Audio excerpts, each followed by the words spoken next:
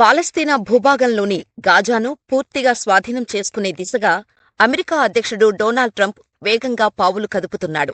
ఇప్పటివరకు హమాస్ను పూర్తిగా నాశనం చేసేస్తే గాజాను చాలా సులువుగా స్వాధీనం చేసుకోవచ్చని చాలామంది భావించారు. కానీ హమాస్ కంటే భయంకరమైన హౌతీ రెబల్స్ ఇజ్రాయిల్, అమెరికాలకు చుక్కలు చూపిస్తున్నారు. హమాస్ గాజా కేంద్రంగా పాలస్తీనా భూభాగంలోనే ఉండి తమ ప్రాంతం కోసం పోరాడుతుంటే, హౌతీ తిరుగుబాటుదారులు మాత్రం యెమెన్ దేశంలో ప్రభుత్వాన్నే నడిపిస్తూ ఇజ్రాయిల్ ఆర్థిక మూలాలు దెబ్బకొడుతున్నారు. గాజాలో పాలస్తీనా ప్రజల కంట్లో నీళ్లొస్తే చాలు ఎర్ర సముద్రంలో ఇజ్రాయిల్ అంతు చూస్తున్నారు హౌతీలు. అందుకే ఈసారి ట్రంప్ తన దృష్టిని హమాస్ నుంచి హౌతీలపైకి మార్చాడు. యెమెన్లో హౌతీ తిరుగుబాటుదారులపై అమెరికా తన విమానాలతో మెరుపు దాడులకు తెగబడింది. ఇంతకీ ఈ హౌతీలు ఎవరు? అమెరికాను కూడా లెక్క చేయని తెగింపు వీళ్లకు ఎలా వచ్చింది? పాలస్తీనాకు హౌతీలకు మధ్య సంబంధమేంటి? ముస్లిం సమాజానికి హాని కలిగిస్తే ఎంతకైనా తెగిస్తామని చెబుతున్న హౌతీలను నడిపిస్తున్న శక్తులు ఎవరు అనే సంచలన నిజాలను ఈ వీడియోని స్కిప్ చేయకుండా చివరి వరకు చూసి తెలుసుకోండి. యెమెన్లోని షియా ముస్లిం తెగ ఖైదీలకు చెందిన సాయుధ తిరుగుబాటుదారులని హౌతీ రెబల్స్ గా పిలుస్తారు. 1990లో నాటి యెమెన్ అధ్యక్షుడు అబ్దుల్లా సాలెహ్ ప్రభుత్వంలో అవినీతిపై పోరాడేందుకు వీరు ఒక గ్రూపుగా ఏర్పడ్డారు. ఈ ఉద్యమానికి వ్యవస్థాపకుడైన హుస్సేన్ అల్ హౌతీ పేరునే తమ గ్రూపుకు వీరు పెట్టుకున్నారు. వీరినే Ansar Allah, the partisans of God అని కూడా పిలుచుకుంటారు. 2003లో అమెరికా నేతృత్వంలోని సంకీర్ణ సేనలు ఇరాకుపై దాడి తర్వాత God is great, death to the America, death to the Israel, curse the Jews, victory for Islam అనే నినాదాన్ని హౌతీలు స్వీకరించారు. ఇజ్రాయిల్, అమెరికా, మరికొన్ని పశ్చిమ దేశాలకు వ్యతిరేకంగా ఇరాన్ నేతృత్వంలో హమాస్, హిజ్బుల్లాల కూటమిలో తాము భాగమని హౌతీలు ప్రకటించారు. పాలస్తీనాలో ముస్లింలను అణిచివేస్తోందంటూ ఇజ్రాయిల్ను హౌతీలు టార్గెట్ చేసుకున్నారు. ఇజ్రాయిల్ వైపుగా వెళ్తున్న నౌకలపై హౌతీలు దాడులు చేస్తున్నారు. ముఖ్యంగా ఇస్లాం మతాన్ని విభేదించే దేశాలతో పోరాడుతున్నారు.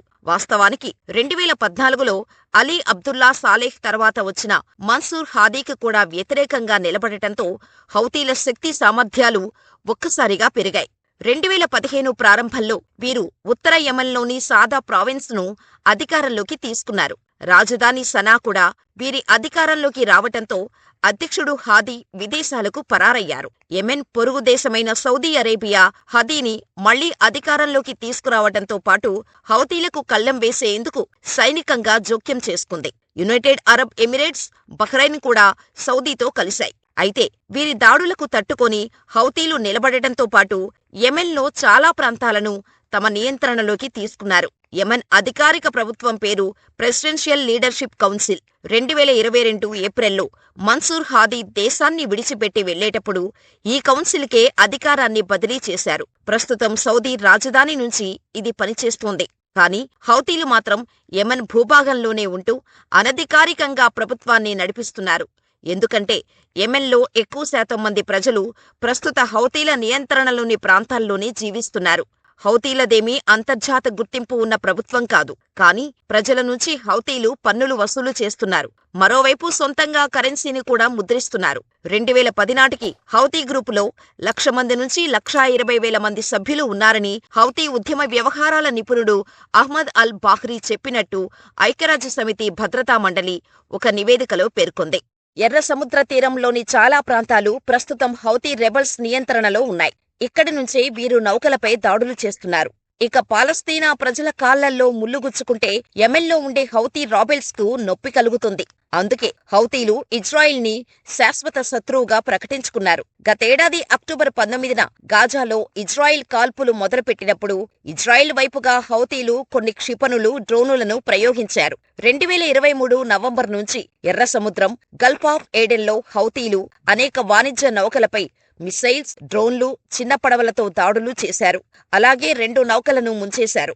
ఒక నౌకను స్వాధీనం చేసుకున్నారు. 4 సిబ్బందిని చంపేశారు. సముద్ర తీరానికి సమీపంలో తమ నియంత్రణలోని ప్రాంతాల నుంచి డ్రోన్లు, క్షిపణులను వారు ప్రయోగిస్తున్నారు. అలాగే ఎర్ర సముద్రంలో గల్ఫ్ ఆఫ్ ఏడెన్లో వాణిజ్య నౌకలను రక్షించేందుకు విదేశీ యుద్ధ నౌకలను మోహరించిన అమెరికా, బ్రిటన్లు హౌతీ సైనిక స్థావరాలపై పలుమార్లు వైమానిక దాడులకు దిగినా ఏడాది కాలంగా హౌతీలు వెనక్కు తగ్గటం లేదు. 2023 నవంబర్ నుంచి హౌతీలు చేస్తున్న దాడుల ఫలితంగా ఎర్ర సముద్రంలో ప్రయాణించే వాణిజ్య నౌకలు యూరప్, ఆసియా మధ్య సూయజ్ కాలువను వినియోగించటం మానేశాయి. ప్రపంచ సముద్ర వాణిజ్యంలో దాదాపు 15% ఎర్ర సముద్రం ద్వారానే జరుగుతుంది. కానీ హౌతీల దాడుల కారణంగా ఏడాదికి పైగా ప్రధాన షిప్పింగ్ కంపెనీలు ఈ మార్గాన్ని ఉపయోగించటం నిలిపివేశాయి. దీనికి బదులుగా దక్షిణాఫ్రికాను చుట్టి వచ్చే మార్గాన్ని ఎంచుకున్నాయి. దీనివల్ల ఖర్చులు పెరిగి చివరకు అంతర్జాతీయ ఆర్థిక వ్యవస్థకు పెనుముప్పుగా మారింది. ఈ క్రమంలోనే హౌతీ తిరుగుబాటుదారులపై డొనాల్డ్ ట్రంప్ ప్రభుత్వం విరుచుకుపడింది. హౌతీ స్థావరాలపై బాంబులు, రాకెట్లు, క్షిపణి దాడులతో బెంబేలెత్తిస్తోంది. అమెరికా ఇప్పటివరకు జరిపిన దాడుల్లో 53 మంది చనిపోగా 98 మంది గాయపడినట్టు హౌతీల ఆరోగ్య శాఖ వెల్లడించింది. హౌతీల అంతు తేల్చే వరకు యెమెన్లో ఆపరేషన్ కొనసాగుతోందని అమెరికా సెంట్రల్ కమాండ్ ఈ నెల మార్చి 16న ఆదివారం రాత్రి వెల్లడించింది. మరోవైపు ఎర్ర సముద్రంలో నౌకలపై హౌతీలు దాడులు చేయటమే ఈ ప్రతీకార చర్యలకు కారణమని అమెరికా అధ్యక్షుడు డొనాల్డ్ ట్రంప్ ప్రకటించారు. ఇరాన్ అందించే నిధులతో హౌతీ తిరుగుబాటుదారులు అమెరికా విమానాలపై క్షిపణులను పేల్చారు. మా సైనికులను, మిత్రదేశాల సైన్యాలను లక్ష్యంగా చేసుకున్నారు. వారి దోపిడీ విధానం, హింస, తీవ్రవాద చర్యల ద్వారా మాకు కోట్ల డాలర్ల మేర నష్టం కలిగించటమే కాకుండా జీవితాలను కూడా ప్రమాదంలోకి నెడుతున్నారు అని ట్రంప్ పేర్కొన్నారు. దీంతో తమపై అమెరికా చేస్తున్న దాడులకు తగిన సమాధానం చెబుతామని హౌతీలు హెచ్చరించారు. యెమెన్ రాజధాని సనాలో జనావాసాలను లక్ష్యంగా చేసుకుని అమెరికా, యూకే దుర్మార్గమైన దాడులకు దిగాయని హౌతీ తిరుగుబాటుదారులు ఒక ప్రకటనలో ఆరోపించారు. యెమెన్ దేశ పౌరులందరూ యుద్ధరంగంలోకి దిగాలని హౌతీ నేత అబ్దుల్ మాలిక్ అల్ హౌతీ పిలుపునిచ్చారు. దీంతో అంతర్జాతీయ జలాల్లో హౌతీలు చేస్తున్న దాడులను సహించబోమని, మా లక్ష్యాన్ని సాధించే వరకు సైన్యాన్ని ప్రయోగిస్తూనే ఉంటామని ట్రంప్ స్పష్టం చేశారు. ఎర్ర సముద్రానికి దారితీసే సూయజ్ కాలువ ద్వారా అమెరికాకు చెందిన నౌకలు సురక్షితంగా ప్రయాణించి ఏడాదికి పైగా అయిందని, తూర్పు ఆఫ్రికా, అరేబియా ద్వీపకల్పం మధ్య జల వనరుల ద్వారా అమెరికా యుద్ధ నౌక ప్రయాణించి 4 నెలలైందని ట్రంప్ అన్నారు. సూయజ్ కాలువ ఆసియా, యూరప్ మధ్య వేగవంతమైన సముద్ర మార్గం, చమురు, ద్రవరూప సహజ వాయువు రవాణాలో కీలకంగా ఉంది. అందుకే ఇకపై మీరు ఈ ఆగడాలను ఆపకపోతే ఇంతకు ముందెన్నడూ చూడని నరకమంటే ఏంటో చూస్తారు అని హౌతీలను డొనాల్డ్ ట్రంప్ తీవ్రంగా హెచ్చరించారు. అయితే ఇలాంటి బెదిరింపుల వల్ల పాలస్తీనీయులకు తమ మద్దతు తగ్గబోదని హౌతీలు తెగేసి చెప్పారు. ఈ దాడులకు బదులు తీర్చుకుంటాం, దెబ్బకు దెబ్బ తీసేందుకు యెమెన్ సైనిక దళాలు సిద్ధంగా ఉన్నాయి అని హౌతీ గ్రూపు చెప్పింది. దీంతో హౌతీలకు ఇక మూడిందని ట్రంప్ ఘాటు హెచ్చరికలు కూడా జారీ చేశారు. ఉగ్రవాదుల స్థావరాలు, వారి నేతలు, క్షిపణి రక్షణ వ్యవస్థలపై అమెరికా వైమానిక దాడులు కొనసాగుతాయి. అంతర్జాతీయ జలాల్లో స్వేచ్ఛగా సముద్రయానం చేయకుండా ఏ ఉగ్రవాద శక్తి ఇక అమెరికాను ఆపలేదు. స్వేచ్ఛాయుత సరుకు రవాణాయే మా లక్ష్యమని తన సోషల్ మీడియా సైట్ ట్రూత్ సోషల్లో ట్రంప్ పోస్ట్ చేశారు. హౌతీలకు ఇకనైనా మద్దతు మానుకోవాలని ఇరాన్ను హెచ్చరించారు.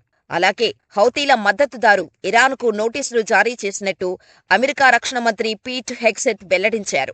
హౌతీలపై దాడిని ఒకే దెబ్బకు 2 పిట్టలుగా అమెరికా అభివర్ణిస్తోంది. హౌతీలను అణిచివేస్తే అంతర్జాతీయ జలాల్లో రవాణా మెరుగవటంతో పాటు గాజాను స్వాధీనం చేసుకోవటం మరింత సులువవుతుందని అమెరికా భావిస్తోంది. అయితే అమెరికా, ఇజ్రాయెల్ బెదిరింపులకు తగ్గేదే లేదని, పాలస్తీనా ప్రజలకు బలమైన మద్దతు ఇస్తామని హౌతీలు తెగేసి చెబుతున్నారు. యెమెన్లో అనధికారికంగా ప్రభుత్వాన్నే నడుపుతున్న హౌతీలకు చెక్ పెట్టే సత్తా అమెరికా, ఇజ్రాయెల్ దేశాలకు ఉన్నాయని భావిస్తున్నారా? ఇన్ని అవరోధాల మధ్య గాజాను స్వాధీనం చేసుకోవడం ట్రంప్కు సాధ్యమవుతుందా అన్న దానిపై మీ అభిప్రాయాలను మాకు కామెంట్ రూపంలో తెలియచేయండి. ఇలాంటి మరిన్ని వీడియోల కోసం మన ఛానల్ని సబ్స్క్రైబ్ చేసుకుని ఈ వీడియో మరింత మందికి చేరేలా లైక్ చేసి షేర్ చేయండి.